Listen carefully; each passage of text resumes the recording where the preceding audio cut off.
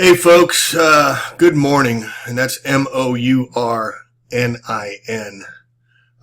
got to get into it today about what's really going on, but first I want to give a little historical narrative. I want to destroy the idea that some president, some prime minister, some country is doing this. It is not. It is an elite cabal that hides in the darkness and you don't know their names, or if you want to, get a hold of Fritz Springmeier's book, The 13 Satanic Bloodline Families, or read about the Jesuits and their fourth vow, and you'll understand who is behind this. You'll also understand that there's three city-states: the Vatican, the City of London, and Washington, D.C., all separate city-states beholden to no other country. If you want to talk about the governance that is ruling us, governed to rule, meant for mind, these are the entities. So please, please, please stop talking politics. Stop talking about figures you see on the TV. Let's get into who's really behind this, because they've been at this for a very, very, very long time. So I want to take you back to things we don't know about. 1 million people that died after World War II when Truman and Eisenhower and whatnot allowed German prisoner of wars that were left, all the people that were destroyed and couldn't fight behind in Germany when they took it back over. They changed the name from prisoners of war to defeated enemy forces so they wouldn't have to give them Red Cross aid. 1 million people were just left to starve. Also the 6,000 in Russia we see back in 1921. The Jews, 6 million. That number was used in 1921. Auschwitz has reduced the death to 1 million. It goes on and on. I'll put this in the show notes, but also that we have treated the world terribly from the United States with our bombs. Washington, D.C. is the military arm of the Trilateral. Please understand this. They're the ones that go out, and we're the ones that go out and bomb everybody. We start bombing everybody every 12 minutes. Set your clock. Every 12 minutes a bomb goes off and kills somebody. And if you read about Kurt Vonnegut's Slaughterhouse-Five, or read these stories about the Holocaust and the Hellstorm and whatnot, you will understand this on Hellstorm is brutal about what we did to them. This is our MO, and it's continuing on. Now it's coming home to roost.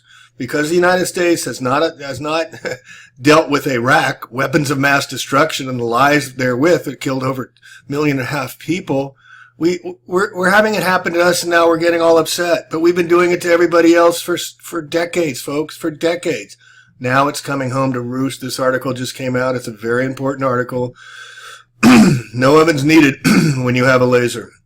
Firebombing the state of California, cremation. And I just published that Governor Jesuit Jerry Brown said this is going to go for 10, 15, 20 years, the new abnormal indeed.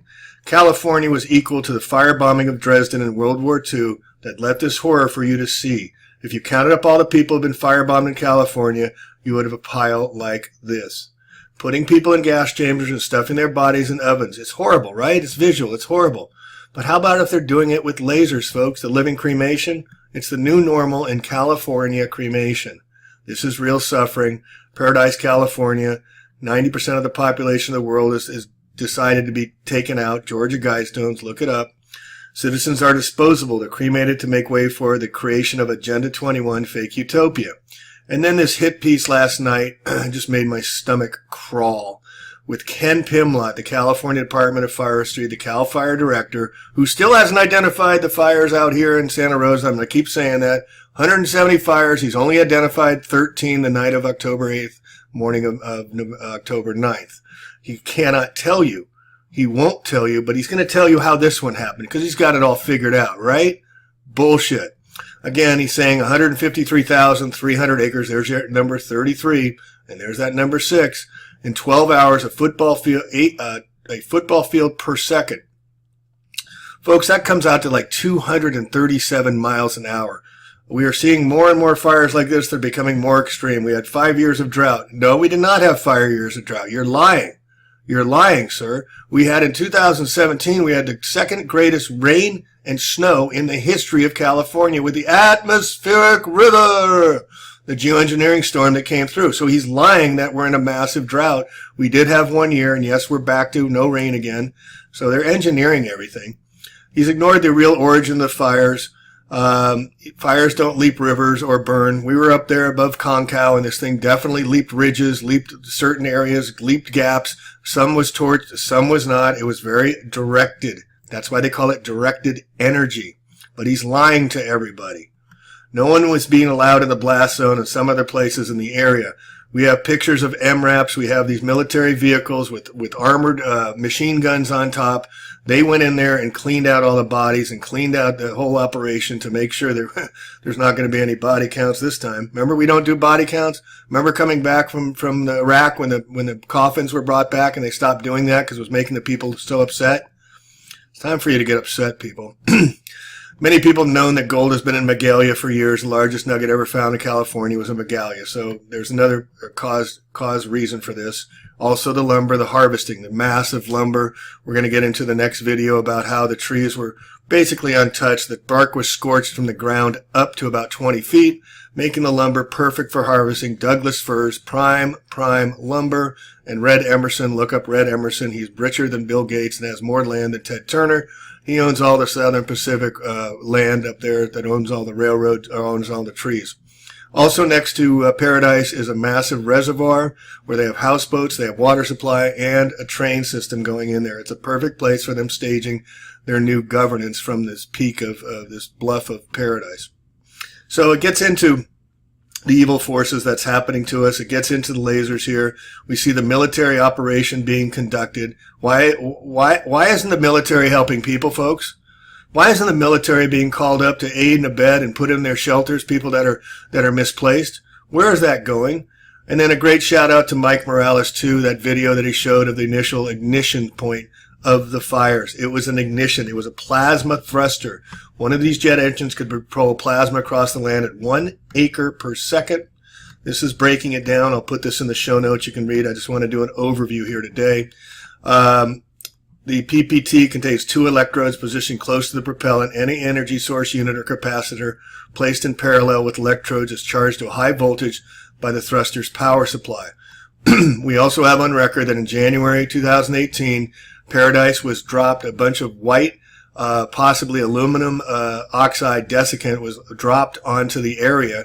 So in January 2018, they were covered with this white powder. That got into the soil, got uprooted. Was that another conductive material that was used to ignite Paradise? Blue lights, the high liquid laser area defense system, HELADS, could have been the weapon of choice. Remember we seeing the blue lights, a lot of reports of the blue flashes. I saw that as well. And it goes on, and it gets into the real development of these lasers. We do know it's laser technology. We do know it's being used as a murder weapon. We do know that we are under attack, and this is going to last for a very, very long time going forward unless all of us wake up. I called out for everybody to come up to Paradise and start helping these people. We got contacts. We got people to help distribute to the real victims. We need help. We got it in $1,000 and we've given out $700, which I'm going to post in a minute, to people who've lost everything. So where's all the peeps? Where's everybody going up to Paradise and doing reporting on this? We need to get up there, folks, while we still can and while we still have access. And also the private meeting, this is a Bilderberg group. I wasn't aware of this. This is new information. The annual private meeting of a North American European elites known as the Bilderbergs announced this week they will be holding their annual conference in Harrington, Sierra Pines in June of 2019. That's right outside Sierra City. That's right outside Paradise. They're marking their spot. They're pissing on their territories. Can anybody understand that we are under attack? We are at war with these hidden enemies that are attacking us, and they've been doing this now for over a year and a half. They hit Redding twice. They've hit Lake County 4 times. The Mendocino Complex fires, the Santa Rosa Napa fires going down. They hit Santa Barbara. Then they hit them 2 weeks later with floods, with mud floods, just like they hit Paradise the day after with heavy rains to wash everything away. Then we go down to Malibu. They hit Malibu. They hit Thousand Oaks, and now they've hit Paradise. And it's going to go for the next 10, 15, 20 years. They're telling us what they're doing, hidden in plain sight. It's up for all of us to wake up. We need to know we're under attack. We need to know this is war. And the war is a silent weapons for quiet wars. Please get that document, but understand. And please don't give in to the fear. Don't give in to the negativity. Don't give in to the darkness. I know this is super tough times. I know it's really hard for everyone to deal with this stuff. It's a new thought process, but do not give in to the darkness. Fear means face everything and respond. This is our calling. This is our soul calling. This is our spirit calling. What did Jesus Christ die for? Very few Christians can tell you why he died. Why was he put up on the cross? What did he do to cause him to be put up on the cross? Well, the very first act in his ministry and the very last act in his ministry, he threw over the bankers' tables. He was an activist. He showed everybody you can kill my flesh, but you cannot kill my spirit body. You cannot kill us, folks, if you decide we're not going away. They can take our bodies, go for it. But I ain't leaving. I'm coming back, and we're going to deal with this. So we either clean it up now, or we're going to have to deal with a much deeper mess down the road. And what about our babies? What about our children? What about the future for them? We have to start creating it. And the only answer I'm getting is to look, touch, and feel in your community. Help others that you can reach. Help others organize. Put on Facebook meetup groups. Start talking to others that are hiding in darkness and holding all this darkness inside of them. I had a friend take his life because it got too dark. I don't want that to happen to others. You can do this. Others that are on the first front lines reporting this stuff are slammed. We're getting slammed with so much intel, so much information. So many people want to tell their stories. We need help. But I can't do it alone. We need help from all of you out there. Don't just be silent anymore. This is a great awakening. This is the greatest awakening in modern times. Please speak your truth. Speak out. Share. Organize in your communities. This is our great opportunity. We have a small window, a small time. See, activism support groups, contact. That is what we all need to do. All of us. Even though it's uncomforting, even though it's not your thing. Get out there, reach out, and support your other activists. I did a meetup group. I called it out for a few days. We had 40 people show up. They all wanted to talk. They felt alone. They felt like they were by themselves. They had no one that understood them. Their relationships were suffering, and they were suffering, and they needed people to share with. So come together with your peeps. Find your tribe. The Hopi prophecy is what I'm living by. It's the 12th hour. The river has its destination. Get into the river and find like-minded souls. Let those that stay on shore stay on shore. Know that they have their own destiny, but also know that the river has its destination. So find your tribe in the river. The river has its destination. This is the 12th hour. This is the Great Awakening. Tag your it, folks. Please come together, speak out, reach out. Don't let others do it for you. This is time for you all to activate. This is your call to arms and to bring your arms open so that people that are suffering can be enveloped in your love light. It's a great time to be alive. It's our time to shine.